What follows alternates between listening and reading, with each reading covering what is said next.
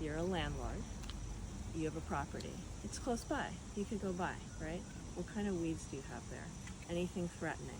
Are there little, like tree of heaven and little knotweed and like Japanese, whatever you have, like the black swallowwort? You want to be on top of that stuff and know that you have it so you can eradicate it. Because if you don't keep track of it, your tenants aren't going to. That's not what they're doing there. It's your job. You let the owner know that they've got a tree of heaven in the back and a number of other trees coming up right next to their foundation. The tree of heaven can be a serious problem for the foundation. The bittersweet climbing up the downspout is a serious problem structurally for them in terms of the gutter and the downspout. It could like rip it all down.